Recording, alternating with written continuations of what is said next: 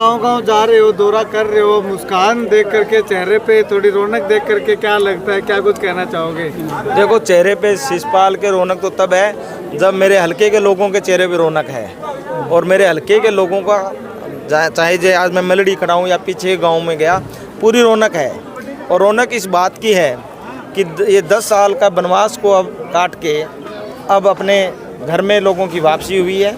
और लोगों को चाह रहे हैं कि जनता चाह रही है कि कांग्रेस पार्टी की सरकार आए जहां उनको सुविधाएं मिले, क्योंकि आज 10 साल में गरीब, किसान, मजदूर, व्यापारी के लिए कोई ऐसा कदम नहीं उठाया गया बीजेपी की तरफ से जिससे लोगों को राहत मिले। कांग्रेस पार्टी ने कल अपना मैनिफेस्टो जारी किया जिसके अंदर तमाम वो चीज़ें हैं जिससे आम लोगों को सुविधाएं मिलेगी और उनका जीवन है वो कुछ सुगम होगा। चाहे 300 यूनिट बिजली फ्री की बात हो, चाहे 500 रुपये सिलेंडर देने की बात हो, और हर घर की एक महिला को 2000 रुपये पेंशन देने की बात है। ये नई प्रकार की स्कीम है जो कांग्रेस पार्टी देने जा रही है। 100 गज के प्लाट की बात है, बिजली की मैंने बात बताई, और 2 कमरे बना के दिए जाएंगे। बुढ़ापा पेंशन 6000 रुपये देने की बात है। तो मुस्कान क्यों नहीं होगी जनता को? जी, तो जनता क्या कह रही है कि ये जो मैनिफेस्टो है इस पे मोहर लगाने का काम करेगी जनता आने वाले समय? देखिए, मैं आपको आज बता रहा हूँ, आप लिख लीजिए, 70 के करीब सीट तो है कन्फर्म। और जो ये तूफान उठा है ये कहाँ तक जाके रुकेगा इसका कोई अंदाज़ा नहीं है। लोग दुखी है, तंग है। और मैं आपको बता रहा हूँ कि जो प्रोग्रामों में आ रहे हैं वो तो आप भीड़ अलग तरीके की देख रहे हो। जो घर में बैठा है ना उससे भी बात करोगे, वो बोले जी मतलब सीधा कहते कित्थे जान दी लोड़ नहीं, असी तो बीजेपी ने थल्ले लाना है। तो जब अंदर से भावना होती है वो रुकती नहीं। इनेलो भी लगातार कह रही है, अभय सिंह चौटाला दावा कर रहे हैं कि सरकार बनाएंगे, सरकार में हिस्सेदारी होगी, मुख्यमंत्री बनेंगे। हाँ, सरकार में हिस्सेदारी तो पिछली बार दुष्यंत चौटाला जी की भी थी, इस बार फिर दाव लगाना चाहते हैं। इस बार पहले भतीजा अब चाचा। मैं पूछना चाहता हूँ चाचा से, आपने गठबंधन किया है और कांडा जी ने स्पष्ट कहा है कि हम मिलके बीजेपी की सरकार बनाएंगे। बीजेपी के खिलाफ आप लोगों ने पहले वहाँ एलनाबाद के खिलाफ जिन आदमियों के खिलाफ किसान आंदोलन में चुनाव लड़ा, अब उन्हीं के साथ मंच पर बैठ के ये चुनाव लड़ रहे हैं।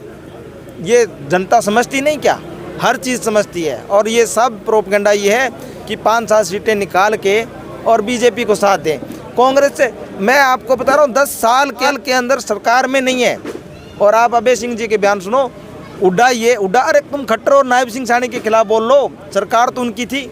उड्डा साहब ये, दीपेंद्र ये, हुड्डा साहब ये, दीपेंद्र ये, शैलजा जी ये। आप कांग्रेस के नेताओं के खिलाफ बोल रहे हो जो विपक्ष में है। समझ में आती है लोगों की ये बातें। भाई साहब, अभी बीजेपी ने भी 20 संकल्प पत्र किए हैं जिसमें से 5 घोषणाएं सेम कांग्रेस जैसे, लेकिन उसमें एक वो कह रहे हैं कि हम अग्निवीरों को नौकरी की गारंटी देंगे। अग्निवीरों को अग्निवीर बनाया है क्यों? फिर नौकरी की गारंटी किस बात की? आप अग्निवीर को सैनिक बनाइए जो परमानेंट जैसे सैनिक होते थे, आप उन सैनिकों को सैनिक बना दो, वो जॉब हो गया उनका। फिर परमानेंट नौकरी 2 बार देने की जरूरत क्या है? दूसरी बात, 5 गारंटी जो कांग्रेस पार्टी की उन्होंने ऐड की है, तो उनसे पूछने वाला हो कि 10 साल में आपका शासन था, आप उसको करते किसने रोका था?